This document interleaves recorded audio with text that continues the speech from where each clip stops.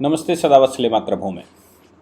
हम लोगों ने मैंने पीछे भी उस पर कई बार कहा है और मेरा विचार ये रहता है कि मैं लगातार एडमिनिस्ट्रेटिव सर्विसेज या मैं कहूँ कि देश की मशीनरी, पॉलिटिक्स और जुडिशरी, इन तीन विषयों पर अक्सर बोलता हूँ। ख़ास तौर से पॉलिटिक्स से मतलब ये है कि पॉलिटिकल डिसीजन पॉलिसीज़ पर कि सरकार आखिर किस तरफ जा रही है, देश को किस तरफ ले जा रही है, क्या ऐसे अच्छे डिसीजन आए जिनको हमको जानना चाहिए और उन डिसीजन से क्या प्रभाव आगे पड़ने वाला है या उनमें खामियां कहाँ रह गई, उनको अगर सुधारने की आवश्यकता थी तो क्या सुधार होना चाहिए था। ऐसा ही एक प्रकरण पूजा खेड़कर का हम लोग पीछे चर्चा कर रहे थे, हालांकि देश का हॉट विषय बना हुआ था। पूजा खेड़कर का हॉट विषय इसलिए बना हुआ था क्योंकि उनके सिलेक्शन के बाद, भाई सिलेक्शन हो गया ठीक है, बहुत सारी लिस्ट जारी होती है और ये भारत में देश का काम करने के लिए, हालांकि आईएएस ऑफिसर देश का काम करना मुझे थोड़ा सा हजम नहीं होता, वो अपने लिए तो ठीक है और हमारे पास वैकेंसी है तो उस पर कोई ना कोई व्यक्ति चाहिए ही सर्विसमैन, तो हम सर्विस देते हैं उसको। देश का काम करने के नाम से ही सारे आते हैं, फिर मशीनरी पर बैठते हैं और मशीनरी लाल बहादुर शास्त्री इंस्टीट्यूट में या संस्थान में वो पढ़ाती है जो उसने किया है। उसके सिलेबस को भी अगर आप देखेंगे तो बार बार जो अनुभवी लोग हैं, जो पुराने लोग हैं, वो नए लोगों को पढ़ाते हैं। कुछ तो सिलेबस रहता है, उसके अलावा कुछ फोटोग्राफ्स दिखाते हैं, कुछ वैभव बताते हैं। ख़ास तौर से जो बताने वाली बात है वो अक्सर ये सुना गया है कि सीनियर जूनियर को ये बताता है कि देश तुम्हारे हाथ में है, असली पावर तुम्हारे पास है, देश के मालिक तुम हो। सरकार बनती है वो 5 वर्ष के लिए बनती है, एक आध साल तो वो अपना आवभगत करवाती है और फिर वो राज्य सरकारों के चुनाव में चली जाती है और फिर लोकसभा के चुनाव में चली जाएगी। जब सरकारें लगातार चुनाव में ही रहेंगी तो मालिक तो तुम ही हो। सरकार में चुने हुए लोग कितना काम तुमसे करवा लें ये विचार कर लो बस, और उसको कितना लटकाना है, कितना अटकाना है, ये भी विचार कर लो।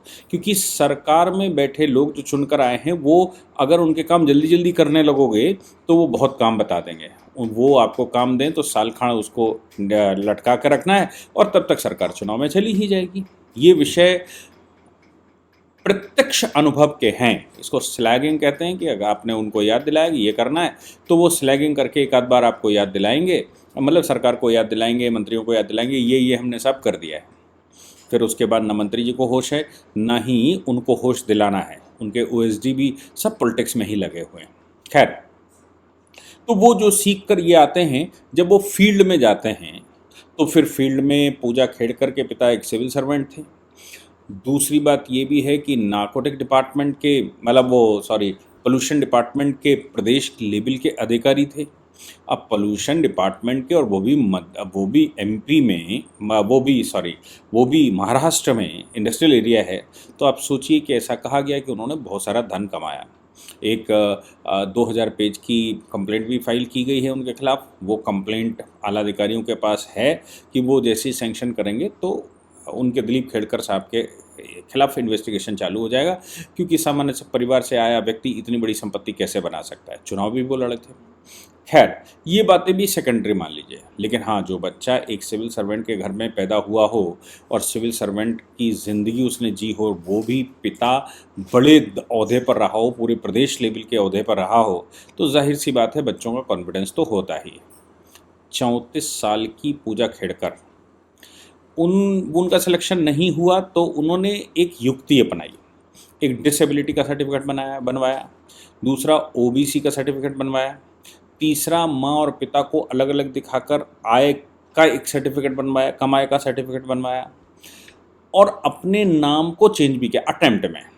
इसके अलावा अटेम्प्ट के लिए अलग अपने नाम चेंज कर लिया। आप सोचिए कि यूपीएससी जो काउंट करती है वो अटेम्प्ट काउंट करती है, नाम पिता का नाम जैसे ही मैच करता है सॉफ्टवेयर में उनके, तो कहते हैं कि आपके 3 अटेम्प्ट हो गए, 4 अटेम्प्ट हो गए और अब आपके पास अटेम्प्ट नहीं बचे।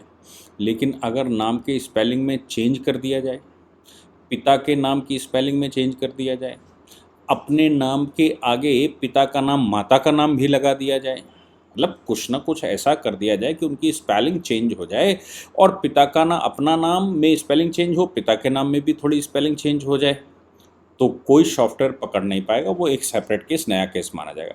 दूसरी बात, ओबीसी सर्टिफिकेट लगा दिया जाए। तीसरी बात, डिसेबिलिटी का अपंगता का, या मैं कहूँ कि शारीरिक उसका दिव्यांग का सर्टिफिकेट लगा दिया जाए, तो फिर बिल्कुल ही कोई गुंजाइश नहीं रहती कि पकड़ा जा सके कि कौन है। पकड़ा तो केस वैसे भी नहीं जाता, ये केस तो तब पकड़ा गया जब पूजा खेड़कर पूना पहुंची, और पूना में जाते ही उन्होंने कलेक्टर के ऑफिस में अलग कार्यालय और बड़ी बड़ी डिमांडें कर दी। ऑडी लेकर वो पहुंची और ऑडी में उन्होंने वो लाइट लगवाई, व्योम लाइट, जो सरकारी गाड़ी में लपलपाती है, नीली हरी पीली पत्ती।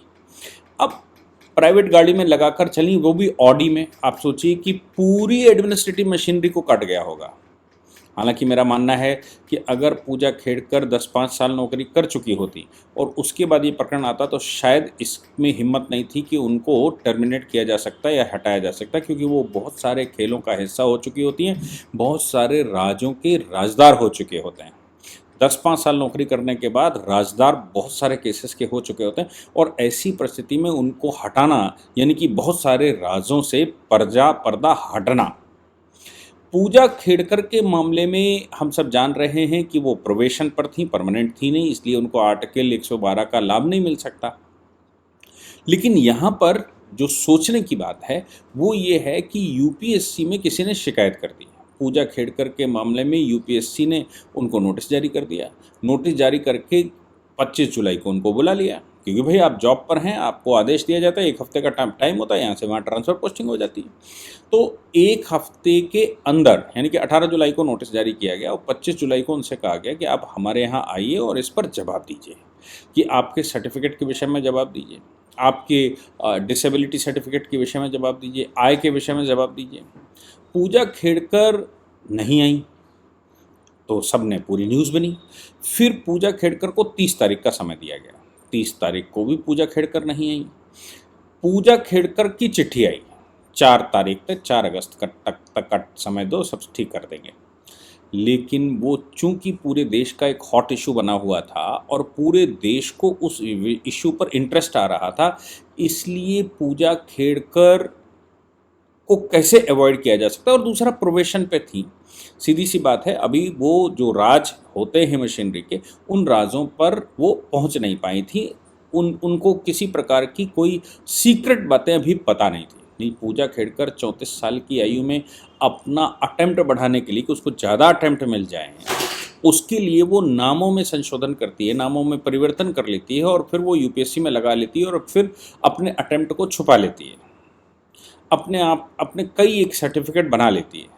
ऐसी परिस्थिति में जब कोई बनाता है और वो पकड़ा जाए, और वो इसलिए पकड़ा जाए क्योंकि उसने यूपीएससी ज्वाइन करने के बाद ट्रेनिंग का कुछ समय पास किया होगा मसूरी में, और उसके बाद वो पोस्टिंग पर गई होंगी ऑफिस में कि कुछ प्रैक्टिकल चीज़ें वहाँ की देख लीजिए, फिर आइए। तो आईएएस की ट्रेनिंग में क्या रहता है, फील्ड में भेजते हैं, फिर बुलाते हैं, फिर फील्ड में भेजते हैं, फिर बुलाते हैं, फिर क्वेश्चन आंसर्स के जवाब देते हैं। मैं जहाँ तक समझता हूँ, आईएएस चुनने के बाद एक छोटा सिलेबस होता है, उस छोटे सिलेबस के अलावा सब कुछ जो सिखाया जाता है वो प्रैक्टिकली सिखाया जाता है, कि वो कैसे अनुभव में आएगा। जो अनुभवी लोग हैं वो बताते हैं कि कैसे आपको डील करना है, कैसे आपको टैकल करना है, कैसे आपको समाज के बीच में जो उनकी क्यूरीज होंगी उनको सॉल्व करना, कैसे आपको पॉलिटिक्स को डील करना, कैसे आपको चीफ सेक्रेटरी डील करना पड़ेगा, कैसे विषयों के अंतर विषयांतर करने हैं, और कैसे इनको हैंडल करना है। ये सब कुछ सिखाते ही हैं, क्योंकि भाई आफ्टर ऑल व्यक्ति बैठेगा सीट पर तो क्या करेगा, कैसे चीज़ों को हैंडल करेगा। जब वो 30 जुलाई को नहीं पहुंची और प्रोबेशन पर थी, जो सबसे इम्पॉर्टेंट बात है कि वो अभी प्रोबेशन पर थी। प्रोबेशन का मतलब होता है कि कुछ समय काम करवा कर देख लेते हैं, अगर सूटेबल फॉर द पोस्ट है तो परमानेंट करेंगे, सूटेबल फॉर द पोस्ट नहीं है तो परमानेंट नहीं करेंगे। यानी कि व्यक्ति का कैरेक्टर, व्यक्ति का हाव भाव, व्यक्ति की कार्यशैली, व्यक्ति के आचरण, ये सब कुछ 2-3 साल में पता लग जाता है। ये जुडिशरी में भी होता है, ये सुप्रीम कोर्ट हाई कोर्ट के जजेस के अपॉइंटमेंट भी होता है, और ये जनरली सरकार के लिए काम करने के लिए कोई भी व्यक्ति कहीं पर भी पोस्ट होता है तो उसको प्रोबेशन पर रखा ही जाता है, ताकि सीनियर्स उसको ऑब्जर्व कर सकें और उसकी कार्यशैली को समझ सकें, उसकी क्षमताओं को समझ सकें, उसकी रुचियों को समझ सकें और उसकी दिशा को समझ सकें। अगर वो मशीनरी के साथ कंपेटेबल हो जाएगा या हो जाएगी तो ठीक है चलाएंगे, अगर मशीनरी के साथ कंपेटेबल नहीं हो पाएगी तो फायर कर देंगे। पूजा खेड़कर का मामला कुछ ऐसा ही था कि मशीनरी को जाकर सीधा चैलेंज कर दिया पुणे में, यानी कि कलेक्टर को आपसे पहले कलेक्टर कोई आया होगा, वो आपसे 20 साल 15 साल 10 साल सीनियर होगा, और उसके अलावा कुछ एडीएम बैठे होंगे, कुछ एसडीएम बैठे होंगे जो बहुत सालों से काम कर रहे होंगे, और आप एकदम अभी नए लेटेस्ट चुनकर आए, आपको थोड़ा टाइम वहाँ पर गुजारना है। लेकिन आपने आते ही चूँकि आईएएस चुने गए हैं, वो भी गलत तरीके से चुने गए, आते ही वहाँ पर बम्बार्डमेंट करना शुरू कर दिया, ये नहीं तो वो सही, वो नहीं तो ये सही। मशीनरी को ये बिल्कुल अच्छा नहीं लगा होगा, मशीनरी इसको बिल्कुल बर्दाश्त नहीं कर सकती। ख़ास बात ये है कि ये जो मशीनरी है, चाहे वो जजेस का मामला हो, चाहे वो डायरेक्ट रिक्रूटमेंट का मामला हो, चाहे वो प्रमोटेड रिक्रूटमेंट का मामला हो, आप देखिए कि आईएएस की कैटेगरी में जो पीसीएस से आईएएस जाते हैं वो आईएएस भले ही हो जाएं, लेकिन उनको कम करके आंका जाता है। जो जजेस भी, ऐसा भी लोग कहते हैं, जो जजेस नीचे डिस्ट्रिक्ट जज से प्रमोट होकर हाई कोर्ट जाते हैं उनको प्रोबेशन पर वहाँ रखा जाता है, और सीनियर वो माना जाता है जो डायरेक्ट रिक्रूटमेंट करके आए, भले ही उनके पास पावर सेम हो, भले ही जो पीसीएस से आईएएस बना हो डिस्ट्रिक्ट कलेक्टर बन जाएगा, पावर सेम हो, लेकिन फिर भी मन में एक भावना रहती है कि ये नीचे से आया जो हमारे लेवल के अधिकारियों के मातहत काम करता रहा, छोटा है, इसलिए डिस्क्रिमिनेशन होता ही है, होना स्वाभाविक नहीं है, ये होता ही है, क्योंकि वो जो सीख कर जिस इंस्टीट्यूट से पढ़कर आया वो इंस्टीट्यूट उसको वो बताता ही है। तो ऐसी परिस्थिति में पूजा खेड़कर अभी अभी चुनकर आई और अपने सीनियर जूनियर का जो लिहाज है वो भी सब खत्म कर दिया, और वो जो जीवन भर चलने वाला है, मतलब अगर उनकी नौकरी 30 साल की बची है, 25 साल की बची है या 28 साल की बची, तो उस पूरे समय पर वो होना ही है कि सीनियर का सम्मान करना ही करना है, जूनियर के साथ अच्छा व्यवहार करना है, सीनियर का सम्मान करना, मिलकर इस सिस्टम को चलाना है। लेकिन जो आते ही रंगबाजी दिखाने लगे तो मशीनरी बिल्कुल कॉम्पेटेबल नहीं मानती। परिणाम ये निकला कि बहुत सारी कमियां और साथ में निकल आई, बहुत सारे फ्रॉड साथ में निकल आए, तो यूपीएससी ने मुकदमा लिखवा दिया, एफआईआर दर्ज कर दी कि भाई गलत सर्टिफिकेट लगाए गए हैं, फ्रॉड किया गया है, फोर्जरी से डॉक्यूमेंट बनाए गए हैं। फाइनली जब वो 30 जुलाई को नहीं पहुंची और 2 बार टाइम दिया जा चुका था, अपॉर्चुनिटी दी जा चुकी थी, तो फाइनली यूपीएससी ने उनके आईएएस कैंडिडेचर को रिजेक्ट कर दिया।